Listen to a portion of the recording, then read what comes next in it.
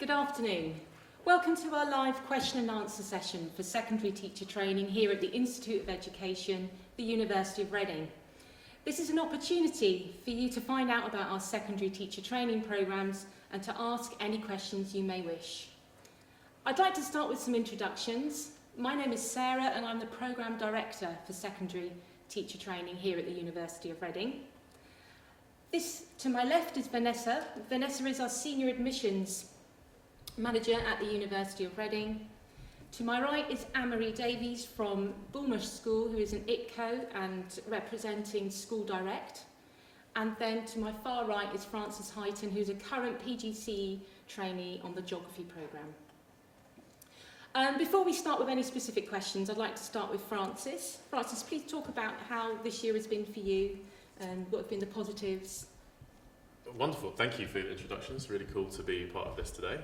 So my name is Frances Highton. I joined the PGCE course in September of last year, and my main driver to become a teacher was actually through my family. So I have families, teachers in my family, and part of that always made me want to be involved in it as well. When I was applying to different universities, I wanted one that I knew had some pedigree to it, and so I looked at University of Reading, which was really close by to where I lived as well, luckily, and I came and had a look around the site and really sort of enjoyed what I saw, and I met with some of the professors who I would have been working with this year, and I was surprised and happy with how I had the choice that I'd made.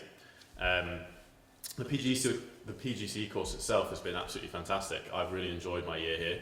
I'm coming to the end of it now, and some of the most rewarding parts of the actual experience have been when, for me as a trainee teacher, and obviously I've only just started, is actually seeing when that student just clicks. It clicks for that student, and even for me, who I'm just learning how to do it myself, so sometimes it's only clicking for me, when it does that for a student, and when I this week have been saying goodbye to some of my other students, they've actually said, oh, you know, why are you going so? Why aren't you staying? Why aren't you being a part of this for longer? And that means that I've made an impact to them, and that was what I've always wanted to do. I've wanted to actually try and make a difference to young people's lives.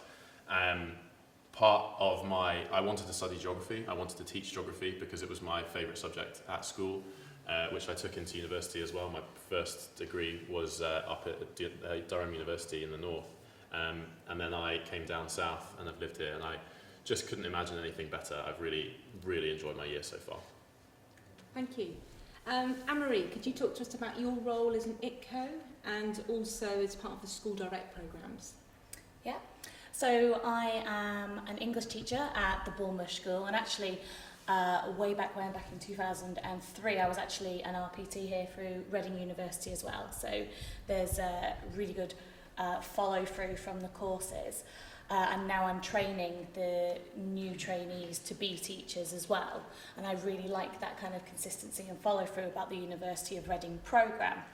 So in terms of Schools Direct, I'm part of the Wokingham Federation, and that means that we're alongside 8 different secondary schools, 2 special schools, a pupil referral unit and 1 hospital education school.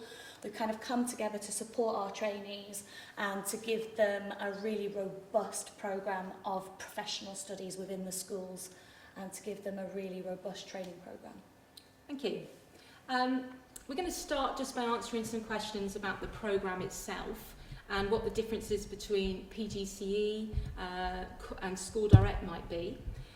Here at the University of Reading, there are many subjects that you can study and that you can complete your PGCE in. So we have history, geography, computer science, art and design, design and technology, drama, English, maths, languages, so that includes Spanish, French or German, music, religious education, physical education, and the sciences, so biology, chemistry, physics, and physics with maths as well. We're still recruiting for all those subjects, and I know School Direct Alliances like Amory's are still happy to take people on work experience days, school experience days. Yes, absolutely. Is there something else you'd like to say about how those days take place and what you show them on the days? Yeah, so we get lots of emails during the year asking if people can come in and have some work experience in one of the Wokingham Federation schools, and we're definitely happy to accommodate that for people who are looking to apply to the University of Reading and through the Schools Direct system. And it just means that you have that hands-on experience before you come to actually doing your teacher training. So here at the University of Reading, School Direct and PGCE University-led, everybody follows the same programme. So everybody has the same days of subject methodology at the university, which is approximately 36 days at the university, and other days are spent on school placement. So it's approximately more than 135 days on placement in school, and that's 2 contrasting placements as well. There's also at the University of Reading the opportunity to do an enrichment placement, which means you can spend 2 weeks following a passion you might have for education. So it could be working in a special school, it could be working in a primary school, and there are even some placements where you can work at a museum, or even perhaps do a project in school where you're looking at working with a different department, for instance, or working with different groups of pupils. Francis, would you like to talk about your enrichment experience coming up? Because it happens at the end of the programme, because you're doing the geography field trip as well as another enrichment experience. Exactly, yes. So building into the final sort of run-in, as it were, to the end of the course, you have the option to choose something from enrichment, and the university actually provides a lot of different fascinating options ranging from huge amounts of things. So for some of them you can come back into university to learn some extra things that you might be able to then take into your teaching next year. But for others they're actually real experiences, so really big, quite exciting experiences. Within the geography programme specifically, we're actually doing something slightly different. So we are spending a bit of time at Nettlecombe on a field trip, and that is to get us to understand a little bit more about what's going on in terms of field study as part of our geography degree, our geography course, because we'll have to teach those skills to the students themselves next year. So it's actually enriching for us to actually be able to build on our own learning and have that experience.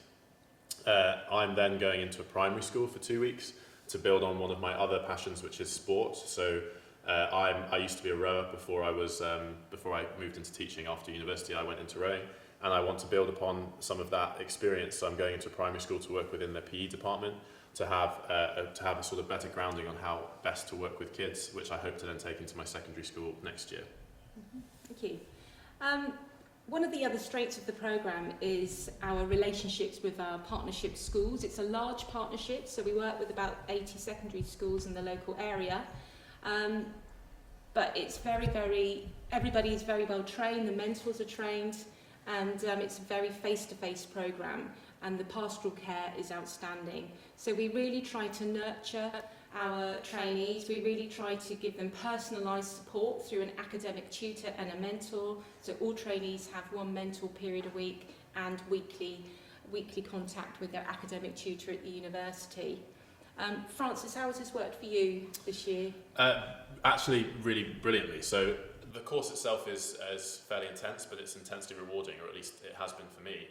I have a great relationship with my mentor at my placement school, and she has been incredibly supportive throughout my entire year. Excuse me. She's been incredibly supportive. And then I moved into a second school and was given a second mentor for that period of time in February, and he was incredibly supportive as well. It was absolutely brilliant to work with somebody else who had fresh and interesting ideas to bring into my own learning.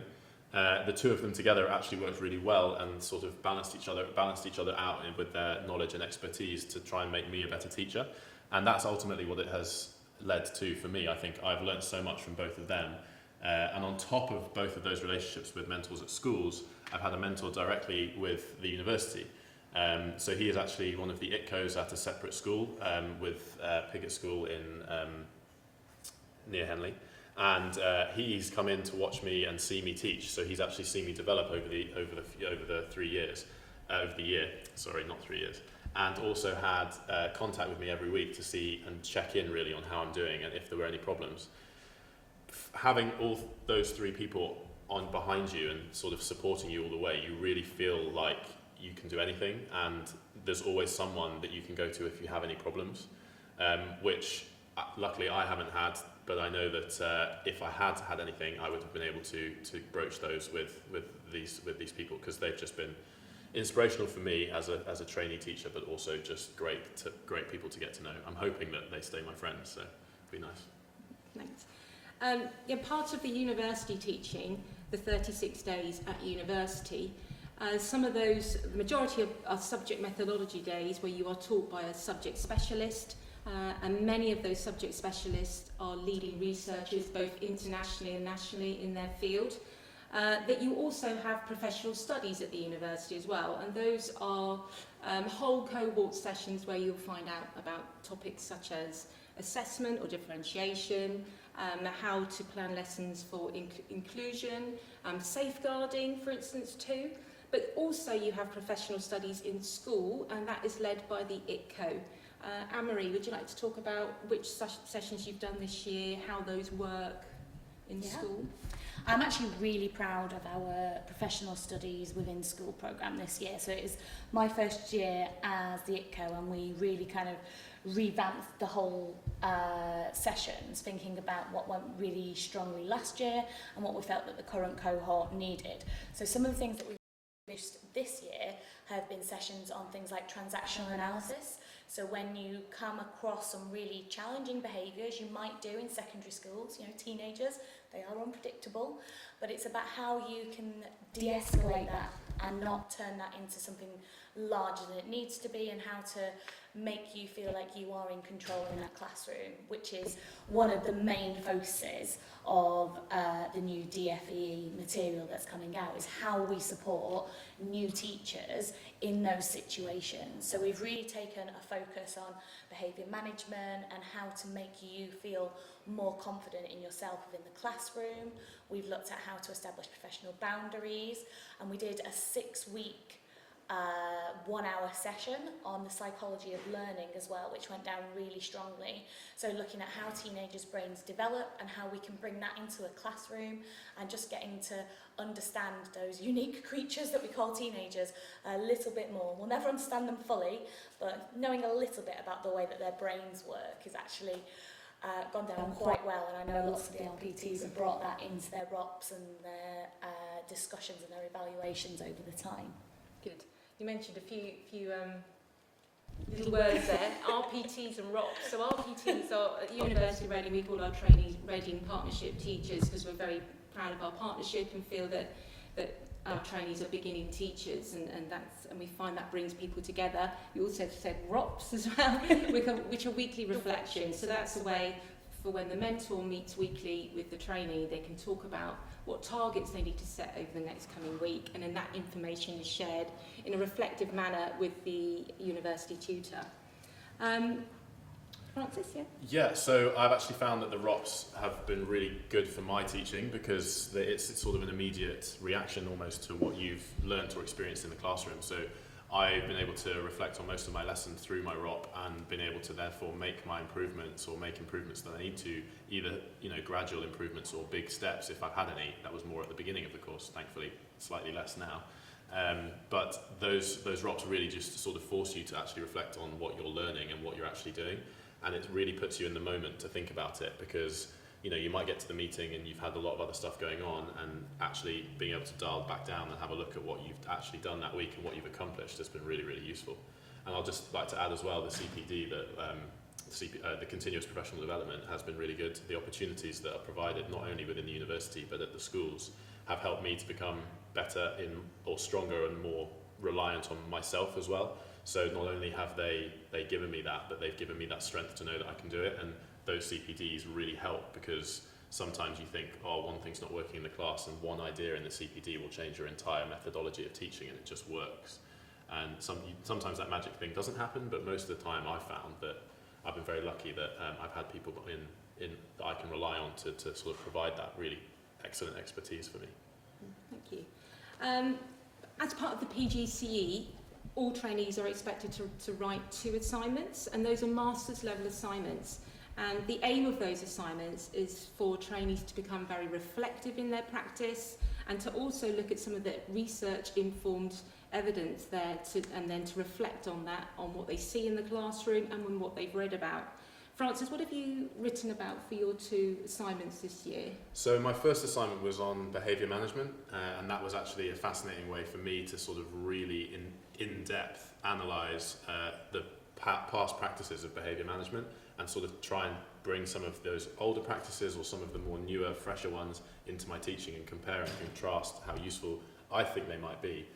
The first assignment is more of a sort of literature review based assignment. So you work on very much on reading that you complete and then you analyse what you've understood.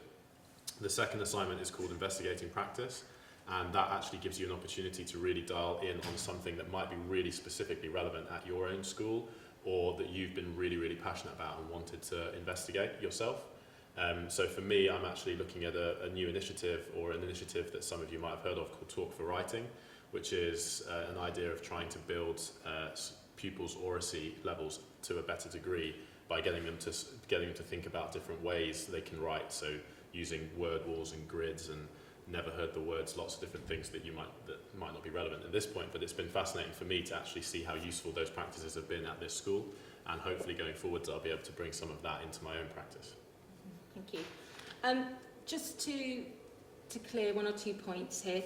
So at the University of Reading, you can either apply via the School Direct route, or you can apply to the university, which we call core, or university-led PGCE. Both School Direct and university courses are PGCE as well, although there was a wider choice of routes for the School Direct. So you could, with School Direct, do QTS only, but the university course is QTS and PGCE. So School Direct, definitely more flexibility in terms of which route you'd like to take. What I'd like to do now is just to go through some of the ways you might apply and to bring Vanessa into this conversation. Applications, you can still apply now. We're still recruiting at the moment. Vanessa, could you talk through how applicants might apply? Where do they go? What's expected, etc.? Yeah. So we try to, from day one, provide that supportive atmosphere at the university for people that are applying and offer holders once you've got your offer. So to apply for programmes here, both School Direct and PGCE university-led programmes, you apply through UCAS. If you go onto the UCAS website, you can see the range of programmes that we offer, the range of programmes that our partnership schools offers, and the different routes, and you can make an informed decision on which route is right for you. Once you've submitted your application, you'll be invited along, in the case of the university-led programmes, to an interview at the university with the staff here, and you'll also get to meet other prospective students, which is always useful, and exchange ideas. And at the schools, you'll be invited along to an interview at the school. So if you're doing the School Direct route, you'll have your interview at the school. Once you've had your interview, if you're successful, we will try and let you know as soon as possible, so you don't have to wait too long. And we will then send you a communication, so send you an offer email telling you exactly what the requirements you'll need to meet to get onto that course. Now, we do that on behalf of the schools as well, so all of that communication will come from the university. And there's a number of statutory requirements that you have to meet to get onto the programme. So you've got the academic requirements, obviously, of if you're still studying for your degree, we normally look for a second-class degree. If you've already got your degree, it will just be a case of sending us evidence that you've got that degree. You'll also need GCSE, Maths and English, and again, we will need to look at your certificates to see evidence of that. In addition to the academic requirements, there are a number of other non-academic requirements. So you have to take the professional skills tests in numeracy and literacy, and that's a Department for Education requirement. So even if you've got GCSE Maths and English, you still have to sit those.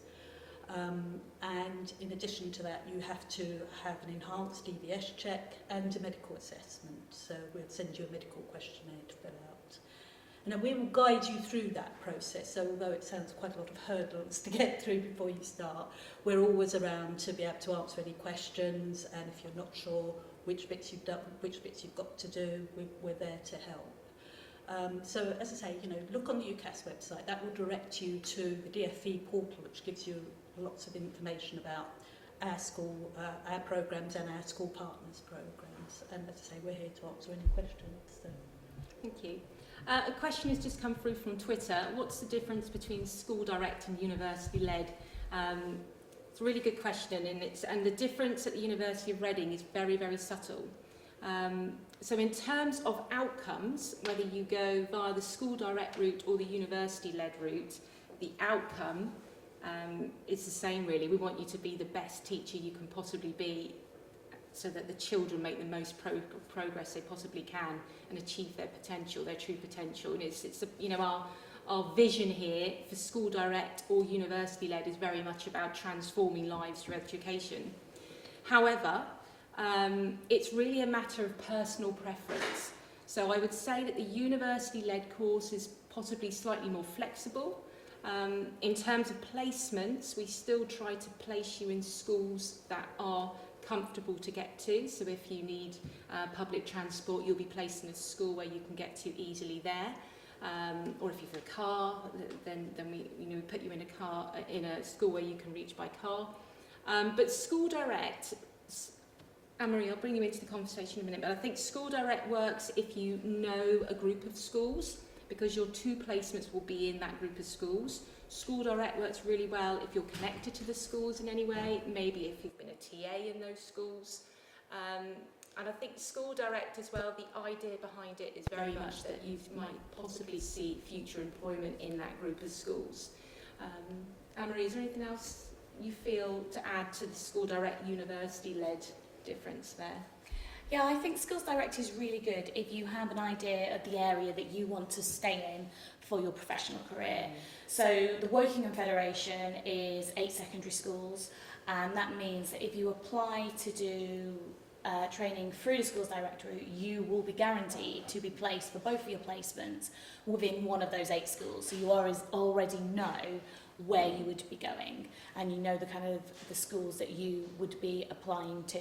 Like Sarah was saying, we very often get applications to Schools Direct from people who have worked as a TA or have done some work experience with us, or even when we have career changes, perhaps their children have gone through a Wokingham school and they themselves are kind of committed to the area. Lots of our trainees from the Schools Direct route then go on to gain a place in a Wokingham school as well, because there is that really close-knit bond between the ITCOs. They come together and they plan for the training sessions, and they meet on a regular basis. So there is a real kind of joined-up thinking within the federations in terms of the provision that you're given in terms of your training. And when you go on to do your newly qualified teaching year, so your year that you do after you've gained your QTS, the Wokingham schools come together to provide training once a month as well for each of their NQTs. So it's a much more kind of personalised routing. Mm-hmm.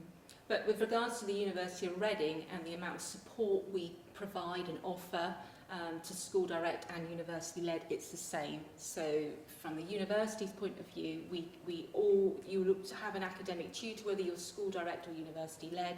It's the same subject methodology as well, so you still have that strong subject specialism there as well.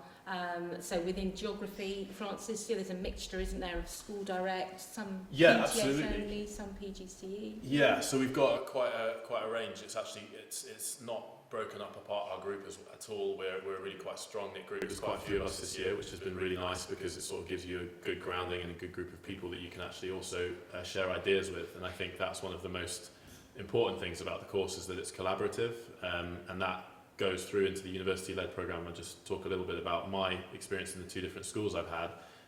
They were quite contrasting, which was the important reason for it. So you want to be in a school that may be quite difficult to start, to really challenge yourself, and then into a school that might be slightly easier or very, very different. So one of my schools was actually in Wokingham, and it was a fascinating place. It's a really, really cool new school, only year 7 to 9 at the moment. So that was a challenge in itself, because I had to get used to sort of teaching in a slightly different way. And every school has a very different way of doing behaviour management or doing their assessments. So throwing yourself in and out of these different schools actually really pushes you out of your comfort zone, but in a positive way, because it makes you stronger at the end, and you come out actually with better experiences from that. And you still always, and that bring it back down to what I said at the beginning, like this collaborative nature of the university and the PGCE students that you're with, or the Schools Direct students you're with, it doesn't matter which course you're on, everyone helps each other out. And I think that's one of the most exciting things about teaching that I've found actually coming into it that I didn't know about necessarily before, is this collaborative nature of the profession. And it's just very exciting that everyone wants to have, they all want the same outcome, you know, they all want the kids to be the best they can be, and however we can make them get there is you know, it's not for us to sort of set them down a route. We've got to bring it together and do it as one. It's nice. It's really nice. And the university works with 11 School Direct alliances in the local area as well. Good. Okay, Vanessa, could you just add a little bit more about what academic qualifications do applicants need? And anything to do with the GCSE Maths and English, for example, if an applicant had a D in English GCSE or Maths, or with the new GCSEs coming in now, how does that work? So we will look. We will look for a second-class degree, as I say, or an equivalent international qualification, and we can help you determine whether your qualification is equivalent to the degree. With the degree, because the secondary programmes are subject specialisms, we'll look for the subject of your degree to be closely related to the subject that you want to teach in. So again, you know, if you're not sure, make contact with us in advance, and we can sort of guide you through it and tell you perhaps what will be the right programme for you. And as I say, we take international equivalents. We'll probably ask you for what's called a NARIC comparability statement, which will tell us that your qualification is equivalent to a degree. But we do accept most degrees from various countries. So as I say, just contact us and we can tell you about that. With GCSEs, we look for, so in the old grading system it's grade C, in the new number system it's grade 4, in Maths and English language. And if you haven't quite got C, so perhaps you took them a while ago and you only got a D, it probably won't be necessary for you to sit the whole GCSE again, because we do offer equivalency tests at the university. So you can come here and take a Maths or an English equivalency test. And if you pass that, we'll accept that in place of a GCSE certificate. So as I say, get in contact with us before, because we can guide you through that process. What happens if an applicant is overseas with visas? A tier 4 visa, is that needed? So for School Direct non-salaried and for university based PGCE, we will sponsor your tier 4 visa. So you will need a tier 4 visa if you need a visa to enter the country. So that's a tier 4 student visa. For School Direct salaried programmes, your school will need to sponsor you for a tier 2 work visa, because of the time you spend in school. It's different obviously for salaried. Okay. There are also subject knowledge enhancement courses available too, and there's still just enough time before the September start to perhaps do 8-week subject knowledge enhancement courses.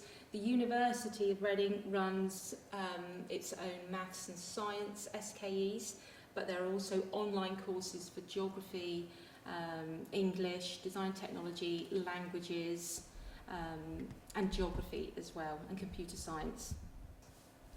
How does it work with the DBS, Vanessa? Because everybody must have a DBS before they start the course, as well as numeracy and literacy. Yes, so the DBS is the criminal records check, because obviously the sort of profession you'll be going into and the sort of environment that you'll be in, you need to have the statutory criminal records check.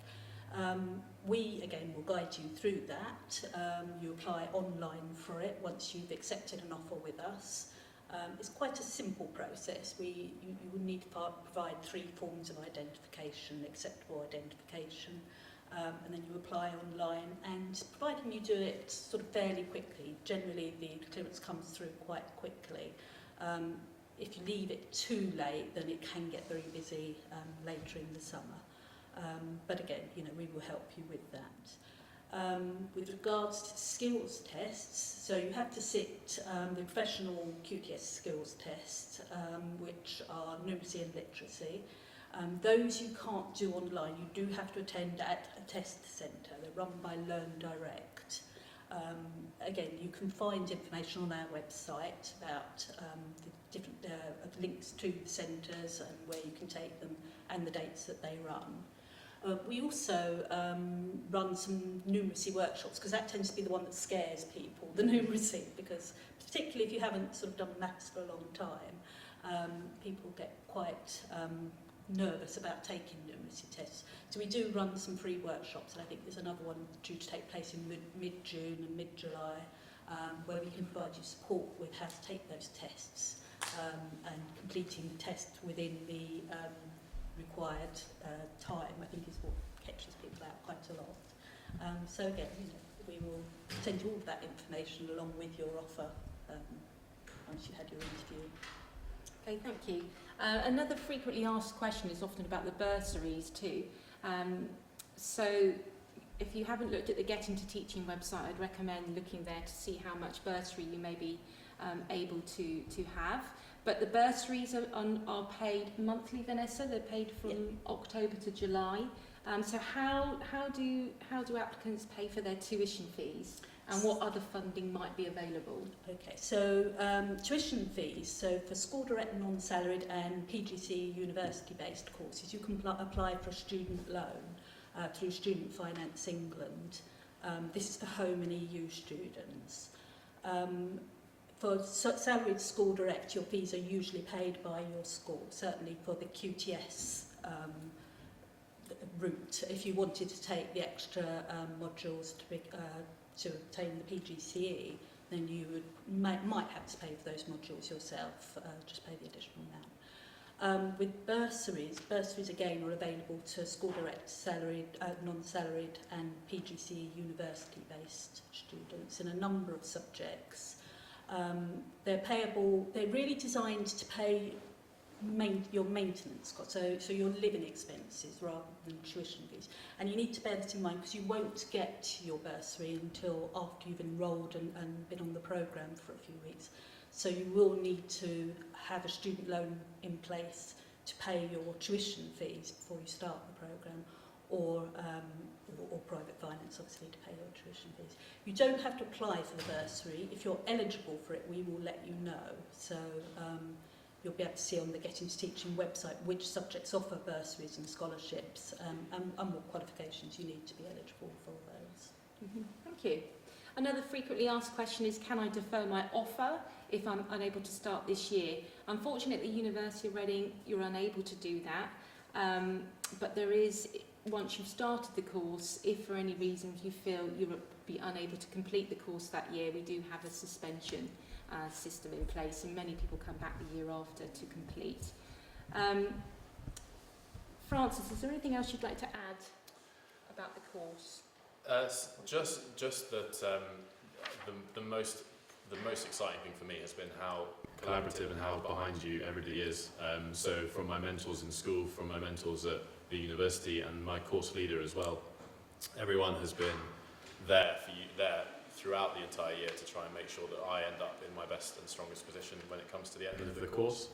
And I believe, or I think, I hope I'll find out, I guess, but I hope that I have put myself in that strong position for wherever I end up in September. And they also provide a lot of support, by the way, for when you are applying for jobs, because obviously that's quite a big thing throughout the year. There are teaching jobs available, obviously, but it sometimes takes a bit of time to find the right one, or find one that you are really, really comfortable with. And I was quite lucky. I have sorted a job for myself for next year, but I had people to help me when I was coming into that and trying to make those decisions as well about where I wanted to be and whether or not it was even the right school for me. And I think just being able to bounce ideas off other people has been really rewarding for me, and I've been very grateful to everything over the course of the year. So yeah, thank you to the University of Reading, basically. Thank you. We're out of questions now, unfortunately. If you have any further questions, please put them in the comments section. We run information evenings every Monday, the first Monday of every month, so please feel free to come along to those if you have any further questions as well. It's also an opportunity for you to meet the subject leaders here at the University of Reading, so you can meet the subject leaders for geography or history, languages, we're usually all there, and also we do another presentation talking about the programme and maybe the differences between School Direct and university-led, and also some of our School Direct partners are there too. You can register for that on our website, and we'll post information about the events and a link to the booking form on our Facebook page. Thank you very much to the panel today for joining me, and we look forward to hearing from you. Thank you.